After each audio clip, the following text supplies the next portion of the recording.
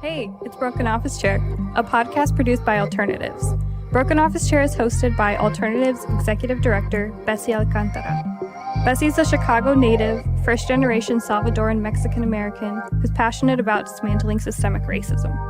In each episode, Bessie will be joined by her friends and colleagues who are ready to speak candidly about their experiences as people of color in their various professions. In the episodes, they'll address topics such as issues in the nonprofit sector, racial equity, DEI in practice, and much, much more.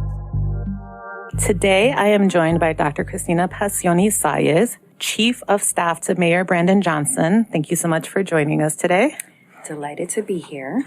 We were just chatting about having known each other since 2010, which is wild. So I feel like I've seen a good chunk of all the amazing things you've done, but why don't we kick off, because I think you have an interesting story of you telling us your journey to get to this position. Oh my goodness. I always like to start with the origin story. Right. I am the only child of two community organizers who met and fell in love at the Logan Square Boys and Girls Club in the 70s. And, both of them really had strong commitments to social justice, to community building, to the arts. And they started off there. My mom was like a photography instructor. My dad he managed the open gym, and they worked their way up to become executive director and program director. Oh, interesting. Yeah. So they, and they worked around the clock. I'm as their only child, they took me everywhere, right? I'm in, board meetings with them, protests, community events. I don't think they had a babysitter because that's why I was like everywhere with them. But it really exposed me very early on. I mean, they worked around the clock to do things like, they would negotiate gang truces because Logan Square was a very different place than what it is today. They would make sure that families' lights didn't get cut off or they had food. But ultimately, the club was a space for young people to be seen, heard, validated. And I think, kind of like implicitly what that communicated to me is that a strong sense of social responsibility, that we are each other's business. And so being in that space, led me down a path that when I went to college at the University of Illinois, my focus was sociology. Okay. We had various kind of, organizing happening on campus. We had the very controversial chief, Illini Wick, that was, the mascot. So got involved in that whole organizing piece. We were trying to establish Latino studies on campus. There had been, the previous generation had shut down the administration building and issued a set of demands around resources and accountability and services for Black, Latino, Native, LGBTQ students with disabilities. It was a very intersectional group of folks. And so that really just kind of got me in a space. I come from organizing with my parents and then I was in college and it just kind of got activated a little bit more. But when I graduated, I came back to the city and I worked for the International Latino Cultural Center. I did a year there, and I was doing development, actually. Weird. So I'm writing grants. That I didn't know about. Right? I'm writing grants. I'm doing. They produced the Chicago Latino Film Festival, which is the largest in the country, and their objective was to show three-dimensional stories of Latinos. And I also managed, they had a youth program, of course. That's where I always have my roots. But from there, I went back to graduate school, and I knew, look, I had an opportunity. I got a full ride to get a doctorate in educational policy. And I knew that I was not going to go the faculty route. And I was like, I'm going to get this paper. And I'm going to come back to the community and do the work. And so while I was in that process, I started to think to myself, okay, because I'm not going the faculty route, I need to start talking with, folks back at home to figure out, how do I, situate myself? Don't want to come out overqualified, underexperienced. And that's when I got introduced to Chuy Garcia. congressman. Okay. Mm-hmm. And so I was talking with another faculty member, and, he said, the work you're doing, what you say you want to do reminds me of Chuy Garcia, who's the executive director of this organization. At the time, it was called Little Village Community Development Corporation. Mm-hmm. Now it's in La Cité, Chicago. Mm-hmm. They had just gotten through basically a hunger strike to establish a neighborhood school on the the western portion of Little Village. And they went through a whole process after that hunger strike to design the school with community input. He's like, it kind of sounds like this is up your alley. And I was like, yes. So he's like, I'll put you in contact with Chuy. I did just that. Talked with him. He was like, I don't have anything right now. Something opened up shortly thereafter. I applied, got it. And it was what we know today as community schools. Mm-hmm. And so I was brought in to help, kind of align the school day with after-school programming, build out the cadre of young people that would be working after school with children and parents. And, community schools are, community hubs. They're basically neighborhood Mm-hmm. schools that stay open till 8 o'clock at night. On the weekends, in the summer, it becomes a community organizing anchor, right? So I was there for about 4 years, worked my way up. I became the community schools director. And then I got an opportunity to work in Chicago Public Schools, and that's where we met. So it was really early in your career. Yeah. Uh-huh. Yeah. So we met there. And I was attracted to the position because it was at Roberto Clemente Community Academy.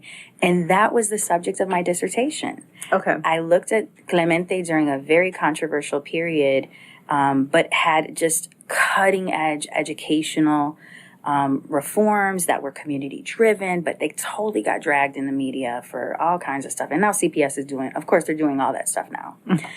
And so I remember we met when I was the Culture of Calm coordinator. Yep.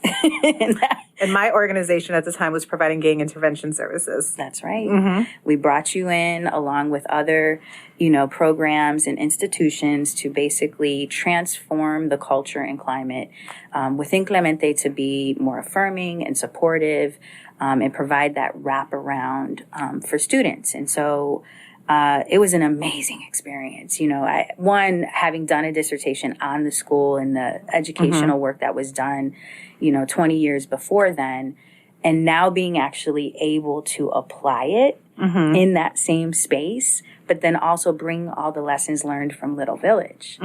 And so, I was there for a couple years, and then I got a phone call from the Latino Policy Forum, Sylvia Puente. She's like, apparently people think very highly of you. And so I'd like to know if you'd like to explore this new position that I'm opening up, Director of Education. Not related, but you saw she's retiring. Yes. I was like, the end of an era. Yes, absolutely. But yes. No, when she called me, I was like, ooh, Lord, now you can put your feet up. You have done so much. I'm so, just ecstatic for her. Anyway, so she's like, people are saying great things about you. Would you like to explore this? I was pregnant at the time. Yeah. Because you say you always saw me. I was always having babies. Right. And somehow we just switched off. I haven't seen you in a while. Right. No, I've got big kids. And I remember thinking to myself, like, okay, I'm doing the community work. I'm applying my learning. I'm giving back and all that. And I was, about, 7 months pregnant. So I was like, you were really pregnant. Yes, right.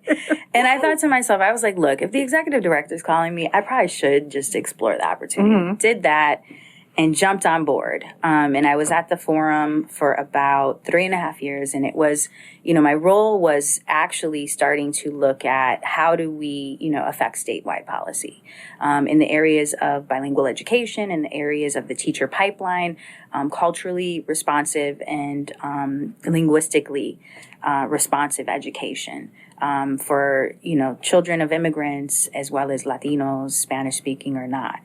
And that gave me, even though I had a whole doctorate in educational policy, again, being in the field, applying the work really started to make things click for me in terms of like how government works, how you influence it, so on and so forth. So I was there for about 3.5 years, and then I got a call from the president of Erickson. And he's like, I'd like for you to explore this idea. We want to establish a policy and leadership shop.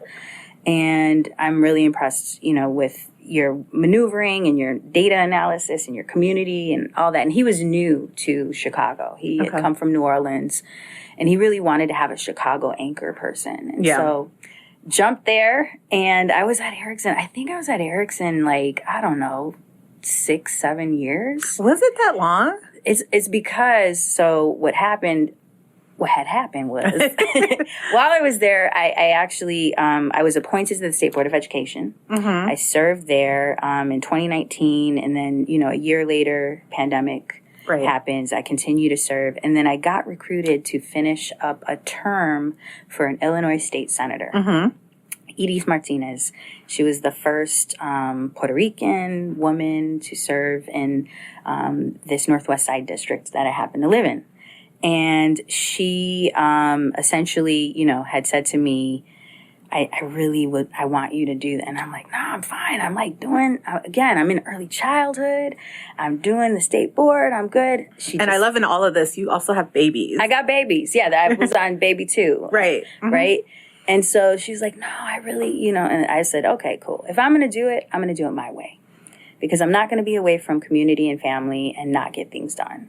And so in the middle of the pandemic, December 2020, I took my oath of office and went down to Springfield. First thing in January, it was lame duck session. Mind you, this was the year, obviously, of, so much happening with COVID, with the racial uprisings, and the Black Caucus had started a whole kind of exercise of looking at all the policies across the state and really having a reckoning, with racial justice as we were looking at the policies. And so they had this platform called the 4 Pillars. Each one took on a different area: education, health and human services, the criminal legal system, and economic development. And it was so, I was just ecstatic. Like, my first vote gets to really go towards policy that's going to be transformational and explicitly names systemic racism as the root cause, and how we got to get at the root to actually, transform systems and structures for people who historically have been harmed, by these systems. So I did that, and it was strange, like, being a legislator in, COVID, because, like, we still had to go in person. Yeah. We're all masked up. We got gloves on, 5 people going in the chamber at the time, because, this is the height of COVID. Yeah.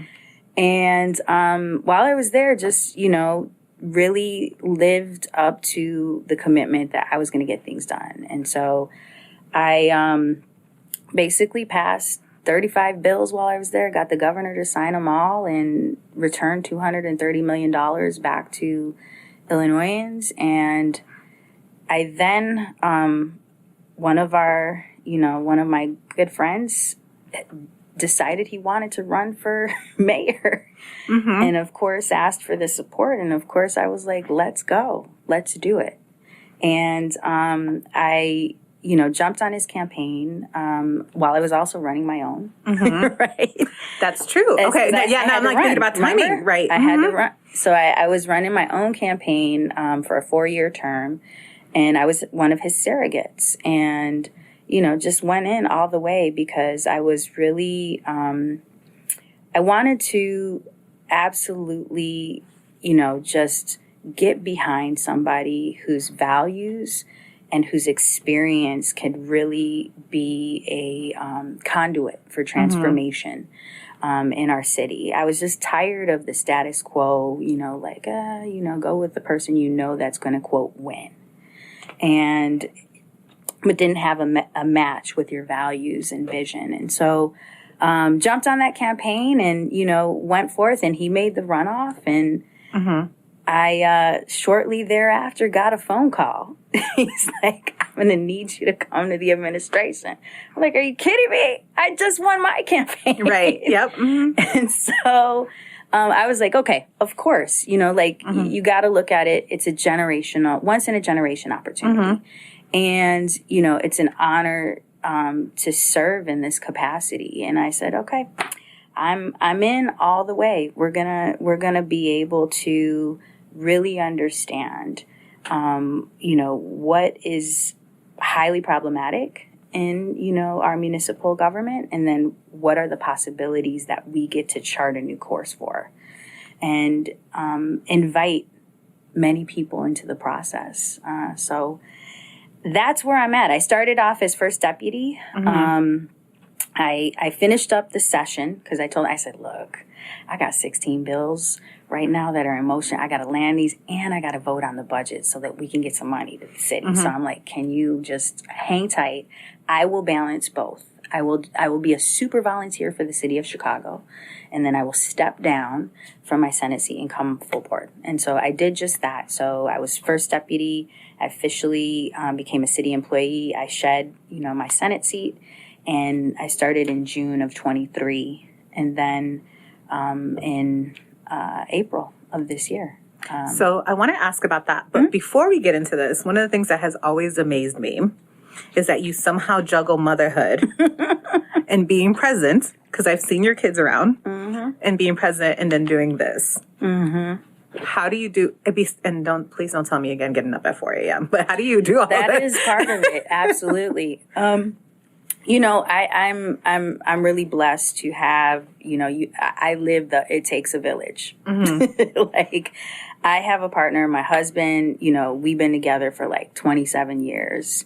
And he is incredibly, supportive, and just an amazing, father as well. And so he, when I made the leap for Springfield, we really had to talk about like, hey, can we do this? And it was a big leap, because what people don't know is like, you're traveling to Springfield every single week from January through May, and you're down there 3 to 4 days a week. So you're away from family. You have to get a place to live. You have to actually front load all the costs. And I took a 50% pay cut to be a senator. I mean, people think it's this luxurious. It is not at all. And you're reminded of who it's designed for. Independently wealthy, usually male, white, that can afford that pay cut and then do their other stuff on the side. And I was working still. I had to work for Erickson. I was a consultant for them to make up the difference. Right. So, I mean, I think when we did it, had conversations with my kids, and they were still young, but we've always just been really straightforward with them and about what, mommy is doing and why. And, my husband told me, he was like, sometimes when I would be gone, they'd be like, where's mommy? We want to be with mommy and all that. And he's like, leveled with it. He's like, guys, we have to share mommy with the world. She's got gifts, and she's got skills, and she's got a vision, and we're part of it, but we're going to have to share her.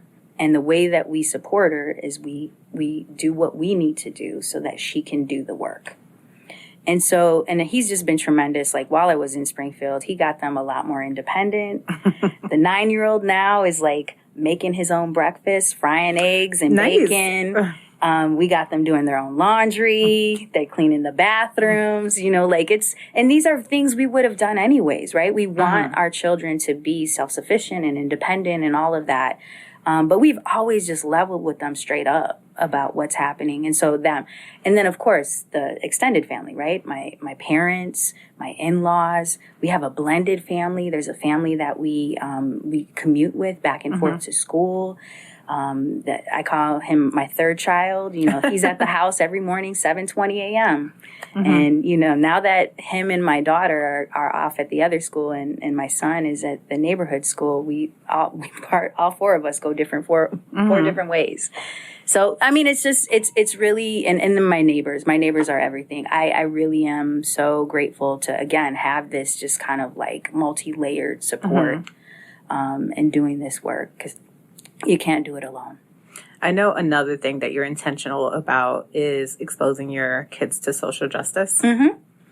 Absolutely. Yeah, no, I mean, I think, again, what was really helpful in terms of like in real time is, during the pandemic, explaining to them what was happening, And, you know, they had anxiety. They didn't know what, you think about it as a little kid. You're like, is this going to be forever?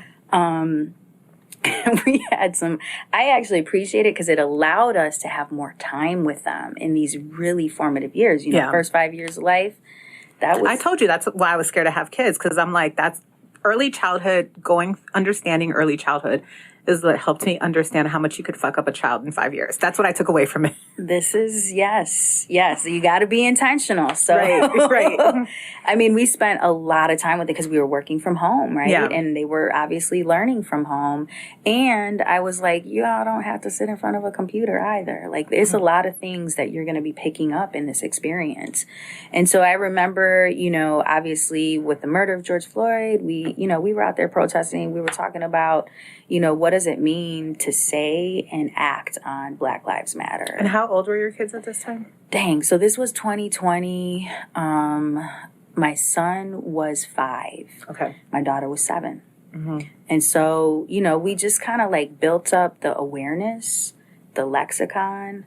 I remember when when unaccompanied minors were coming through and all that, and they were trying to separate families. Like, we are at that protest. We were explaining that. We making our own signs. And so you've got that foundation. And the school that they went to, what's great about it, they have the curriculum of the Americas. So they don't learn about U.S. history until 6th grade. Okay. They go deep into all of the indigenous civilizations around Latin America, and then, of course, the African diaspora. So, like, that's their foundation. So that now when they're looking at U.S. history, they're looking at it in the context of another history, not the history. And they're also understanding the complexities of colonialism, of, you know, the slave trade and all of that, and how that has built out our legal system. So, I mean, we have some great conversations and the awareness. Even my son, like, he'll say something. I think we were talking about homelessness. He was like, "Don't you mean the unhoused?" I was like, "Yes." Love that.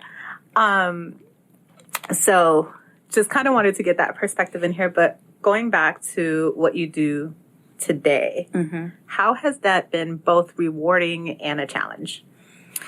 I think rewarding because for me, it's always, you know, it's the baseline non-negotiable is any work that I do, it's got to be value-driven, mission-driven. So, you know, when I feel like I'm fulfilling my purpose, that is incredibly rewarding. But that also doesn't mean that there's, you know, everything is peachy keen and, you know, all days are rainbows and sunshine, right? But that's also part of it, you know, like you're again, we came into office to transform it, to transform, you know, the city of Chicago through municipal government. And, you know, it was never designed. It's designed to do exactly what it's been doing. Right. So you've got to kind of go in clear-eyed, like it's not going to happen overnight. So some of it is expectation management. You're going to get hit because it makes a lot of the status quo very uncomfortable. And, you know, you also, this is the educator in me, fail means first attempt in learning, right? Every single, you know, organization and startup and company, the expectation is you fail so that you can tweak and continue to, you know, refine your practice. And so you've got, you know, I think it's about having a certain disposition to understand, like, that's exactly what the experience is going to be. And as long as you can have those moments, like there's moments when we, you know, we're able to connect a family who, you know, that we have a chief homelessness officer. And so sometimes she'll get calls like on a random case, somebody is on the brink of getting pushed out of an emergency shelter. And like, she quickly activates, we've got this, we call it SHICO Lab. It's our Chicago Housing Initiative.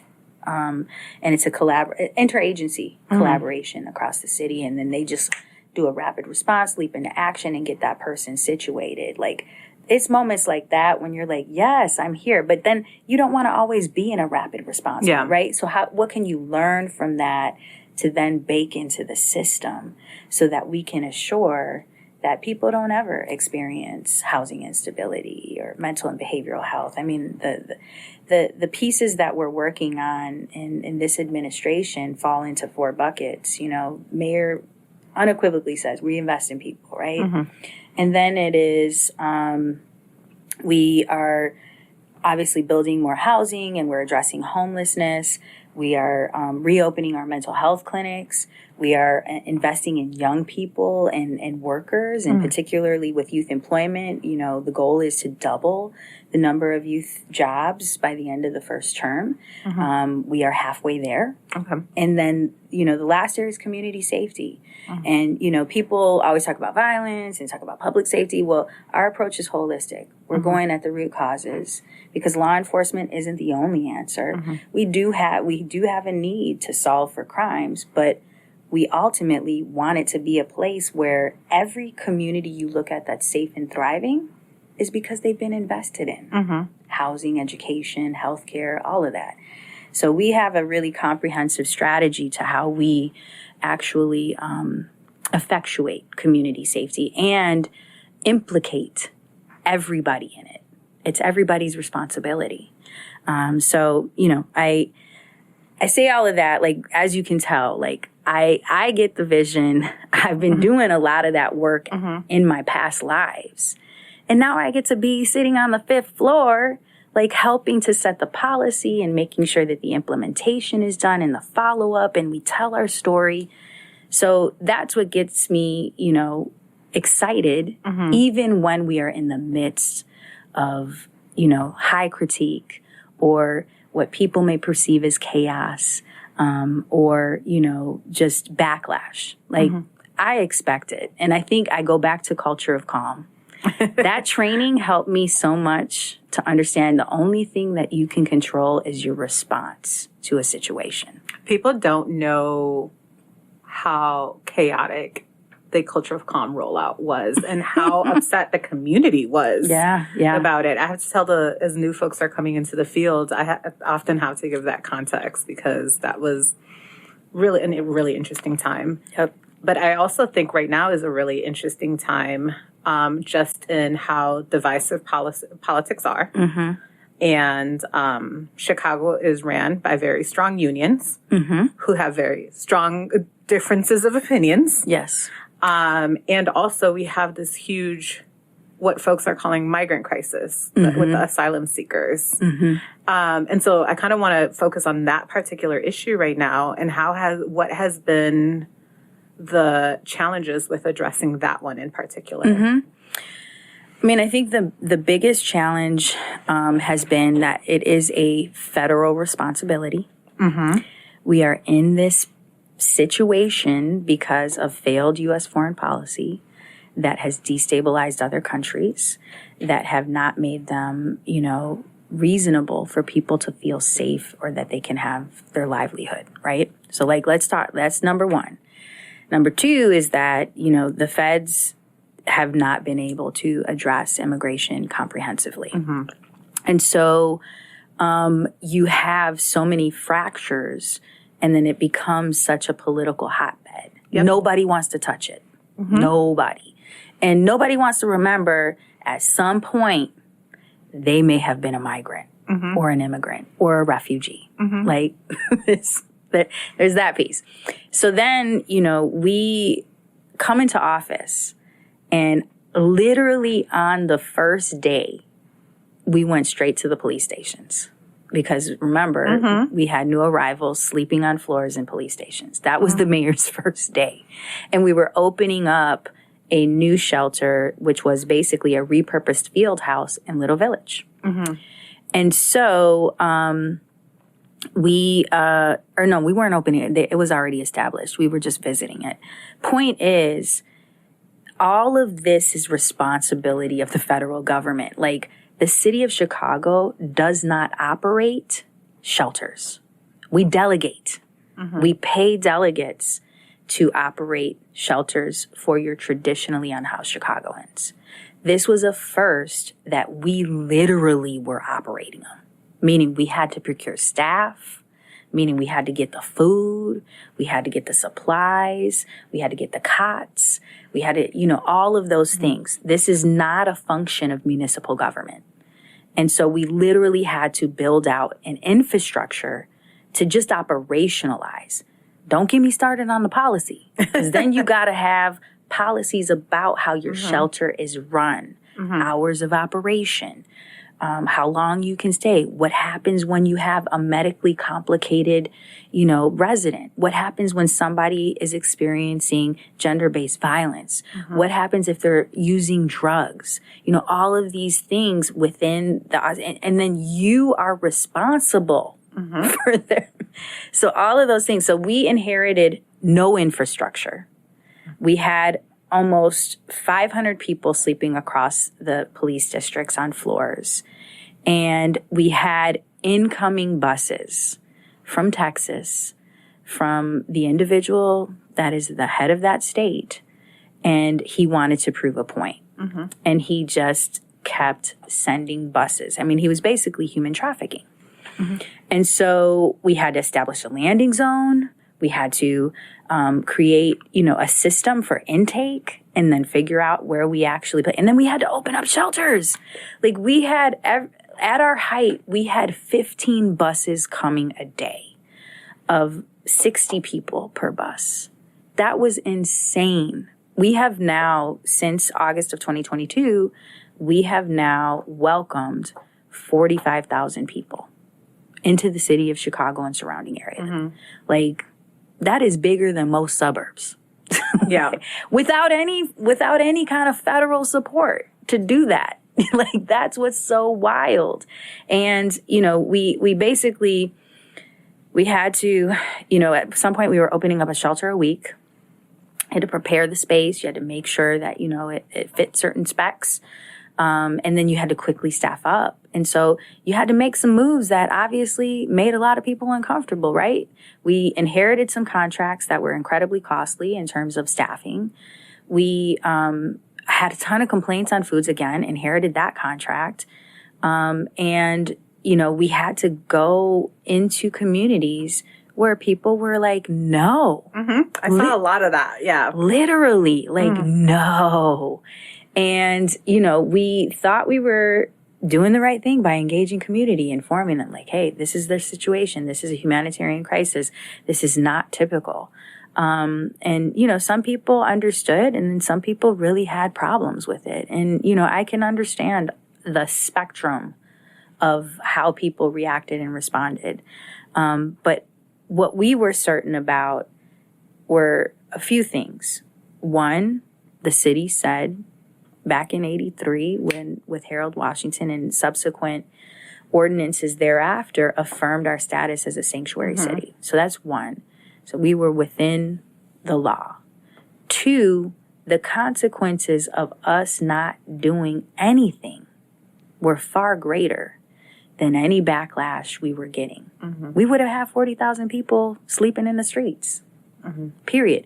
Because the other, I think, contextual consideration is, historically, when the city has absorbed migrants, immigrants, refugees, there's usually an anchor community that, and I think about my family, Puerto Ricans, when Puerto Ricans came to the city, you had an established Puerto Rican community. You would double up, you would, figure it out, right? And, or even just the same time this was happening, Ukraine, we had 30,000 Ukrainians resettled here via the federal government. Nobody knew about it. Why? Because the federal government equipped them with rental assistance, working permits, cash assistance, health care, and they had an anchor community. All of those considerations help to kind of, I think, explain whether people like it or not. That's what we were dealing with. And now we have a system like everybody is looking at, like, how did you do that? We've been able to maintain it. We've been able to resettle 25,000 people. We've been able to reunite another 10,000 people. Like, so we've been able to, at our height, we had about 15,000 beds and they were all filled. I mean, this dude from the border, he literally flew a plane into O'Hare no manifest. And then the pilots ran out. Like, you cannot make this up. I remember that he did that right before Christmas. I was like, are you kidding me? Mm-hmm. It was what? We were like, we got an incoming plane, y'all. Like, they did it in Rockford, too. I mean, it's just, the book will be amazing when we write it. There's some stuff where, like, you cannot make this up. Mm-hmm. And, you have to just twist, turn, bend, figure it out. Because, there was no way we could just throw our hands up and be like, no, we can't do it. And we were able to clear the police stations, get everybody in shelter. We were able to transition some of our contracts from, the private company to community-based companies. So, like, we've done a lot to transform even that infrastructure that we inherited but really didn't exist. Do you get excited talking about this? Mm-hmm. I think this has always been you. Do you see yourself in government long term? I don't know. I've never been able to say what my end goal is, right? Mm-hmm. I've always been able to say, I can tell you the conditions that bring out my best work. I can tell you the types of problems I like to work on. And I can tell you the type of company in terms of colleagues that, again, that kind of like challenge as well as enhance me. Like, I don't believe we always have to agree to get good work. So, like, for me, I've always been a system person. Mm-hmm. And I don't know if I would necessarily equate that with government. I think there's different ways that you can impact and shift systems. It's just, Until you get the next call. I'm here to serve. I'm here. Mayor wants to be in office 23 more years. I told him, I got you. I'll be here as long as I can be of service. Mm-hmm.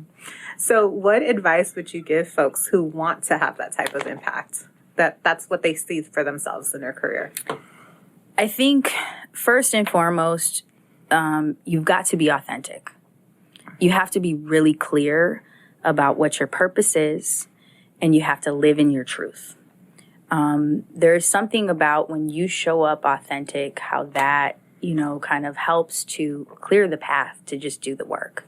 And it doesn't mean like, oh, you're cheery or whatever. Like, you can be in your moods and all that.